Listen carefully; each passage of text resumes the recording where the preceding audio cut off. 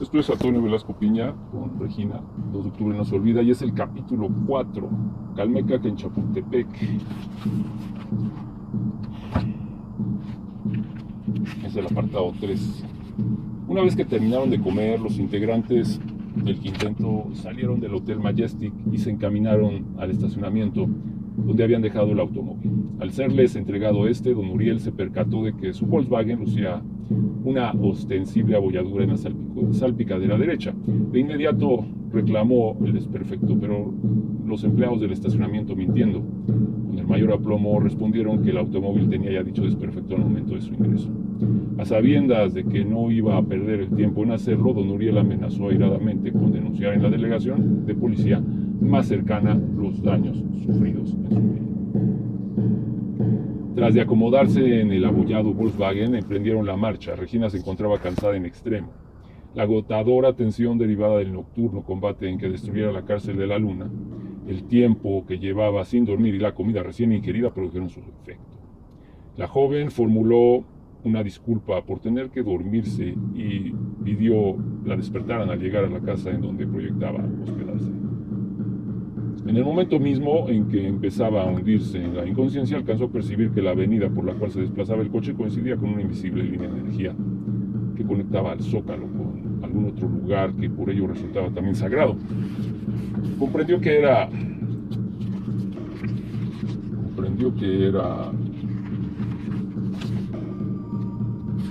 un importante descubrimiento, pero prefirió dejar para otro día la exacta valoración de aquel nuevo hallazgo. Instantes después estaba profundamente dormida. Al abrir los ojos, Regina se dio cuenta de que estaba anocheciendo y que el automóvil se hallaba detenido. Los 4 auténticos mexicanos continuaban sentados a su lado, guardando un respetuoso silencio. Concluyó que debía haber permanecido dormida más de 2 horas. ¿Por qué no me despertaron?, inquirió apenada. No nos corre ninguna prisa y queríamos que descansara tan siquiera un rato, contestó don Rafael.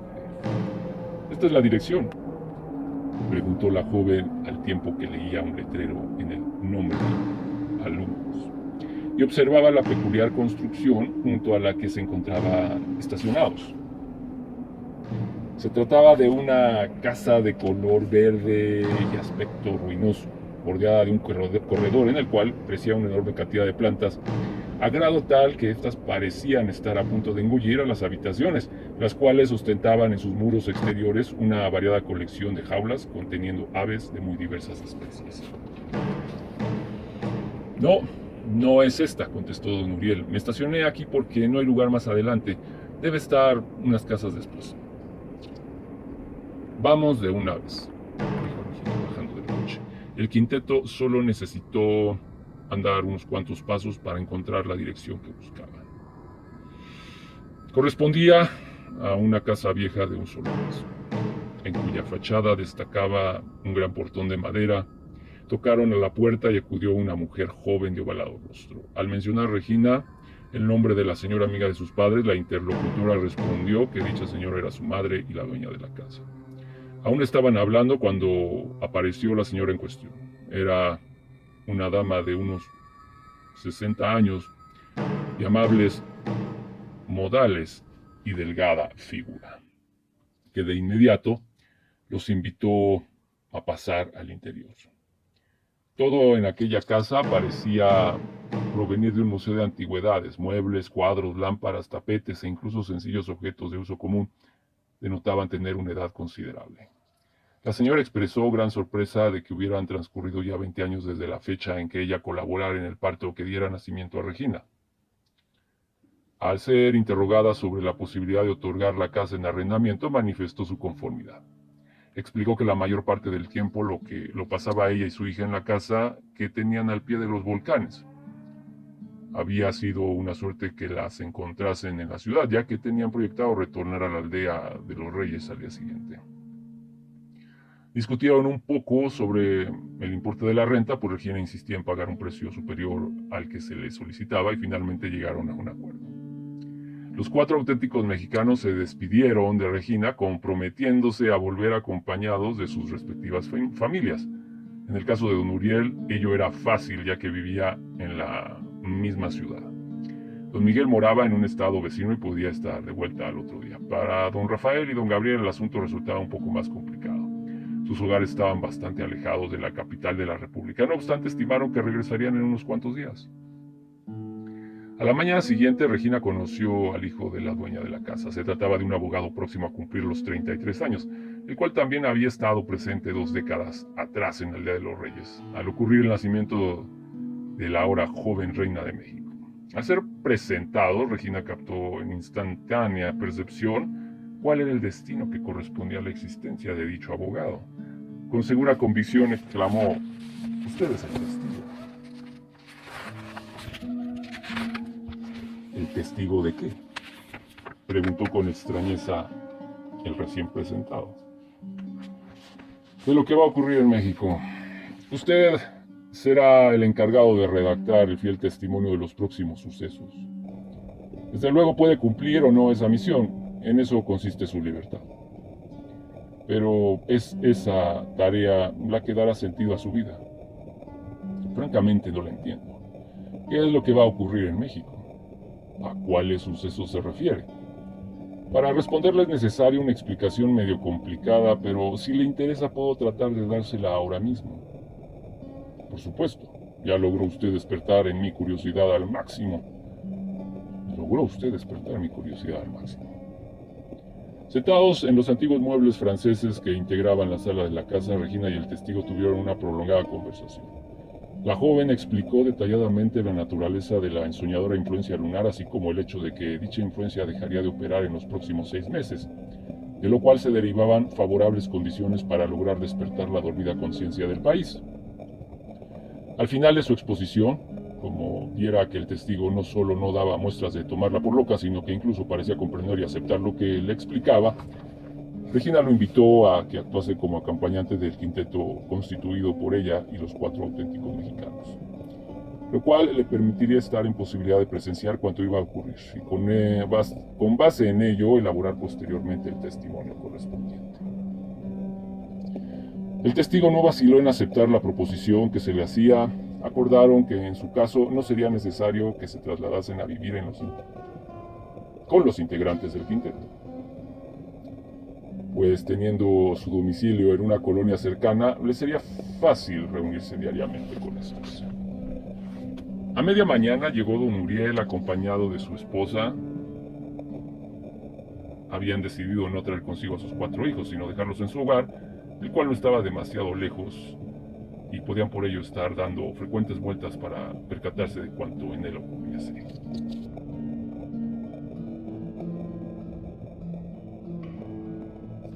El testigo convidó a comer a su casa tanto a Regina como a don Uriel y su señora. Al llegar a dicha casa fueron presentados con la esposa del testigo. Era una mujer bella e inteligente que se hallaba en el 3er mes de embarazo. La magnífica biblioteca que poseía el matrimonio fascinó a Regina. Había en ellos varios miles de libros y la mayor parte abordaban cuestiones referentes a México. La joven seleccionó cerca de un centenar de volúmenes para llevárselos prestados. Concluida la comida, retornaron a la casa de la calle Alumnos. Don Miguel ya había regresado de Malinalco, acompañado de su esposa y de unos de sus hijos. El supremo guardián de la tradición náhuatl hizo mención de que la casa donde se encontraba estaba situada a poco más de 100 metros de una de las entradas al bosque de Chapultepec, la conocida popularmente con el nombre de Las Flores. A su juicio, resultaría interesante para la reina de México conocer aquel sitio y ser presentada con alguien con quien tenía a su cargo la custodia de ese lugar. El cada vez más numeroso grupo de acompañantes de Regina se dirigió junto con esta al bosque de Chapultepec. Conforme se iban aproximando, la joven fue percatándose de cuál era la verdadera naturaleza de aquel lugar. Al llegar a los numerosos puestos de flores ubicados justo a la entrada del bosque, exclamó asombrada: «Este es un bosque sagrado. ¿Cómo es posible que haya logrado subsistir si está en medio de la ciudad? ¿Que dejan entrar a cualquiera?». Las facciones de don Miguel reflejaron encontrados sentimientos de orgullo y tristeza. En efecto, este es un bosque sagrado. Los emperadores toltecas acostumbraban venir a orar y ayunar. El propio Quetzalcóatl estuvo aquí en varias ocasiones. El pueblo azteca permaneció en sus cercanías muchos años, preparándose para alcanzar un estado de conciencia que le permitiese localizar el lugar donde se encontraba el entonces nuevo centro del país. Años después, cimentado el poderío Tenochca, los emperadores aztecas pidieron a su amigo Netzahualcóyotl, rey de Texcoco, que se encargase de por vida del cuidado y embellecimiento de todos estos árboles y jardines. En esos tiempos, tan solo unos cuantos estaban autorizados para entrar en Chapultepec. El emperador, los sumos sacerdotes, los caballeros águila. Él menciona aquí los caballeros águila, pero yo podría decir los guerreros águila y los guerreros tigre. Era un lugar de respeto. Ahora es distinto. Concluyó con tristeza. Cualquiera entra, tira basura, ensucia y destruye.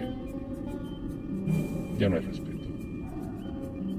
La presencia de Regina y sus amigos conversando a la entrada del bosque había llamado la atención de los vendedores de flores establecidos en dicha entrada, sujetos acostumbrados a practicar de continuo una rápida evaluación de la personalidad de sus posibles clientes para, con base en ella, fijar el siempre variable precio de su producto. Intuyeron que aquella bella joven de singular vestimenta y atrayente sonrisa era un ser realmente excepcional.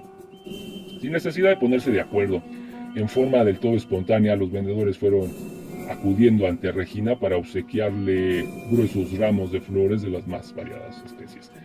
La reina de México agradeció complacida la inesperada atención, recorrió los puestos y habló con sus ocupantes sobre múltiples cuestiones relativas a las flores, desde los respectivos lugares de origen de cada una de ellas hasta los diferentes cuidados que requerían para lograr su existencia. Tras despedirse de sus nuevas amistades, Regina y su grupo se internaron en el bosque. Don Miguel les condujo primeramente hasta un lugar bardeado, en cuya entrada había un letrero que decía Baños de Moctezuma. Seguramente aquí se efectuaban las ceremonias de purificación, apuntó Regina. Así es, confirmó don Miguel, todos los que entraban al bosque realizaban antes que nada una ceremonia de purificación que les limpiaba por dentro y por fuera. Regina observó detenidamente el lugar. Atisbado a través del enrejado de la cerrada puerta, había una especie de estanque situado varios metros bajo del nivel del piso y rodeado de bien cuidados jardines. Del fondo del estanque brotaba aún un delgado hilillo de agua, último vestigio del poderoso torrente de otros tiempos. Creo que lo primero que tendremos que hacer es poner a trabajar de nuevo a este bosque sagrado, musitó Regina hablando para sí mismas. Y el grupo prosiguió adentrándose en el bosque. Muy pronto, a pesar de la casi total carencia de viento, comenzó a escucharse un creciente rumor resultante del continuo entrechocar de las ramas de los árboles. Una febril excitación se manifestaba por doquier. Especialmente los gigantescos y milenarios ahuehuetes agitaban sin cesar su enorme ramaje, produciendo con ello un indescriptible estrépito. El bosque nos está dando la bienvenida, afirmó Regina. Todos los árboles me piden que hable con el anciano guerrero del bosque. ¿Usted sabe quién es? Debe ser el más antiguo de los ahuehuetes, dijo don Miguel. Era justamente con él donde pensaba llevarla. Está aquí luego. En efecto, a escasa distancia se alzaba un árbol de descomunales proporciones. La alta copa del coloso parecía perderse en los cielos. Y el tronco era de tal anchura que se habría requerido varias personas con los brazos extendidos para poder abarcarlo. Su extrema antigüedad resultaba evidente. Todas sus ramas estaban cubiertas de heno y la gruesa corteza parecía estar petrificada. Un pequeño letrero indicaba el nombre con que el pueblo había bautizado al viejo ahuehuete: el sargento. Al contrario de los demás árboles del bosque, el sargento se mantenía sin dar muestra de intranquilidad alguna. Ni una sola de sus ramas se había movido en lo más mínimo.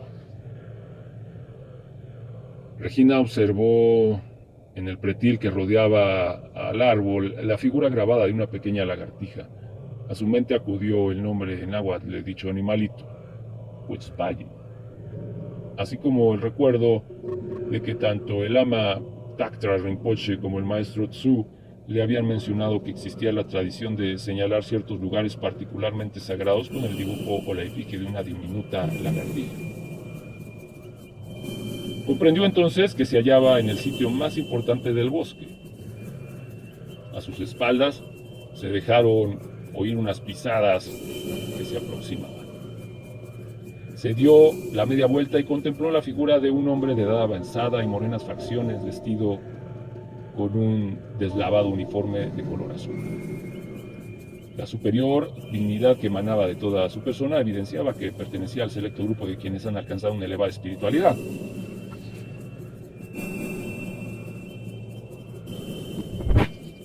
Llegando ante Regina, el anciano cayó de rodillas frente a esta. La sorprendida joven intentó al punto levantarlo, pero al no lograrlo exclamó suplicante: por favor, le ruego se levante. El señor es el secreto guardián del bosque, dijo don Miguel mientras el aludido se incorporaba. Trabaja aquí como guardabosques. Es la única persona con real autoridad en este lugar, la única que conoce todos sus secretos. Tras de balbucear algunas palabras ininteligibles, el secreto guardián del bosque logró dominar la desbordada emoción que entorpecía su lengua. Con respetuoso acento expresó: doy gracias a Dios por haberme permitido vivir este día. Este es su bosque, afirmó dirigiéndose a Regina y haciendo con los brazos un amplio ademán que abarcaba todo el espacio circundante. Le he estado aguardando mucho tiempo, pero ahora ve llegado su momento. No ha sido vana su espera. El sargento no ha demostrado señales de reconocer a la reina de México, afirmó don Miguel con voz que denotaba un abierto reproche a la actitud del árbol. Es que es muy viejo y de seguro ha sufrido muchas decepciones. Respondió en tono de justificación el secreto guardián del bosque. Eso lo ha hecho desconfiado. Nunca expresa su sentir a las primeras. Regina brincó de un salto al pretil que circundaba el árbol y llegando junto a este apoyó sus manos en la áspera corteza. La voz de la joven resonó inusitadamente severa, censurando al gigantesco ahuehuete su paralizante suspicacia. México estaba por librar una batalla de trascendentales consecuencias. ¿Cómo era posible que uno de sus más valerosos guerreros permaneciera indiferente? ¿Es que no le importaba lo que pudiera acontecerle al país? ¿No sería que el paso de los años lo había cambiado y no poseía ya su antigua valentía? Tal vez su ostensible desconfianza era solo un recurso para ocultar el hecho de que era ahora un ser asustadizo y pusilánime. La ensordecedora algarabía producida por los árboles al agitar sus ramas había sido sustituida por un expectante silencio. Tan solo se percibía una especie de murmullo producido por el leve pero incesante movimiento de las hojas, como si éstas estuvieran transmitiendo de árbol en árbol las palabras pronunciadas por Regina, motivando en los habitantes del bosque el más completo asombro, pues jamás nadie se había dirigido en tan severos términos a su máximo dirigente. Regina concluyó de hablar, pero mantuvo sus manos firmemente adheridas al árbol, el cual rompió de improviso su mutismo. Un brusco estremecimiento que iba desde la más honda de sus raíces hasta lo más elevado de su copa sacudió al cuerpo del gigante. Sus enormes ramas comenzaron a moverse, dejando caer sobre la reina de México una lluvia de hojas y racimos de heno. Oleadas de emoción brotaban del viejo ahuehuete. Era el abuelo que había reconocido en una desconocida niña a la nieta perdida e intentaba prodigarle caricias largamente reprimidas. Regina sonreía semicubierta por el alud de heno y hojarasca que caía sobre ella. La íntima comunión entre el anciano y la joven se prolongó un largo rato. Una vez concluida, Regina se sacudió los múltiples restos vegetales que le cubrían y retornó con su grupo. Creo que contamos con un valioso aliado, afirmó. El sargento es el guardián de una especie de invisible puerta en donde se inicia un camino que conduce al Zócalo. Ese camino es como una línea de energía. Percibí su existencia el día de ayer, antes de quedarme dormida en el coche. Ahora entiendo por qué los aztecas tuvieron que permanecer durante varias generaciones en las afueras de Chapultepec. Mientras el sargento no juzgó que eran dignos de llegar al centro del país, no permitió que los sacerdotes que los conducían atravesasen la puerta. Me explicó que finalmente un sacerdote de nombre Tenoch logró convencerlo. Ese sacerdote, junto con otros 9, cruzaron la puerta e iniciaron la marcha. El pueblo les aguardaba en un lugar cercano. Unidos, pueblo y dirigentes avanzaron siguiendo la línea de energía hasta llegar al centro. Ahí encontraron el águila devorando a la serpiente y fundaron la ciudad. Los acompañantes de Regina escuchaban absortos la narración de aquella desconocida página de la histórica peregrinación Tenochca. La joven prosiguió: exactamente igual tendremos que hacer nosotros en cada una de las etapas del ritual. Cruzaremos primero la puerta, nos reuniremos después en algún lugar cercano con las 396,000 personas que habrán de acompañarnos y juntos marcharemos hasta el Zócalo utilizando el mismo camino seguido por los aztecas. ¿Ha dado ya el sargento su autorización para atravesar la puerta?, preguntó don Miguel. Sí, respondió Regina. Me ha dicho que podemos cruzarla cuantas veces queramos. Creo que sería conveniente que antes de llevar a cabo el ritual recorramos varias veces la línea de energía que conduce al Zócalo. Nadie la ha utilizado en varios siglos y debe de estar muy sucia. Al transitar por ella la iremos limpiando y estará lista para ser usada cuando vayamos con todas las demás personas. En cuanto regrese don Gabriel y don Rafael, empezaremos las caminatas al Zócalo. Subrayando sus siguientes palabras con un énfasis especial que revelaba la importancia que a ellas confería, Regina concluyó: el día de hoy, Chapultepec vuelve a ser un Calmeca, un lugar sagrado para capacitarse en el cumplimiento de una elevada misión. En este lugar, en torno al anciano guerrero del bosque, nos reuniremos diariamente con todas aquellas personas que deseen colaborar con nosotros en la misión de despertar a México. Había anochecido y el bosque estaba poblado de sombras, rumores y recuerdos. Regina opinó que lo más conveniente era retirarse y proseguir al día siguiente el recorrido por Chapultepec. Al despedirse del secreto guardián del bosque, la joven comentó: me dijo el sargento que acaba de presenciar un acontecimiento que salvó la existencia misma de México. A su juicio, el país no solo está dormido, sino que hace unos instantes estaba ya agonizando. Me habló de unos niños que ofrendaron sus vidas en este bosque para evitar que México muriese. Tomando en cuenta el concepto del tiempo que a causa de su edad debe tener, el sargento supongo que el acontecimiento a que se refiere no acaba de ocurrir hace unos instantes, como él cree, sino tal vez hace ya más de 100 años. ¿Usted qué sabe de eso? Sin contestar de momento, el secreto guardián del bosque hizo una seña indicando que le siguiera.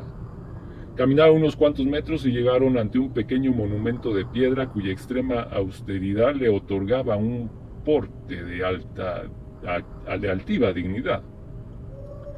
A pesar de la penumbra de la noche, Regina alcanzó a leer en el monumento una fecha esculpida con grandes caracteres: 13 de septiembre de 1847. ¿Qué ocurrió ese día?, inquirió. Tal y como le dijo el sargento, respondió el viejo guardabosques. México agonizaba. El gobierno de entonces, como el de ahora, daba ya por muerto al país y tan solo se interesaba para subastar el cadáver. En realidad ya lo habían vendido y los vecinos del norte vinieron a tomar posesión de lo comprado. Un ejército invasor llegó a nuestro bosque sagrado Allá arriba había un colegio de valientes muchachos. El anciano señaló una construcción de iluminada silueta que se destacaba en lo alto del pequeño cerro en cuyas faldas se encontraba. El gobierno les ordenó que saliesen huyendo de su escuela. No quería que nadie estorbase el avance de los invasores. Pero ellos dijeron que no, que ahí se quedaban para defender a México. La voz del anciano se quebró de emoción al pronunciar las últimas palabras. Fingió un acceso de tos para aclarar la garganta y enseguida prosiguió su relato. Empezó la batalla. Los niños eran un puñado y los invasores un ejército de muchos miles. Bombas y bombas caían en la escuela, pero los niños ni se movían, seguían dispare y dispare. Ni modo, dijeron, temerosos los invasores.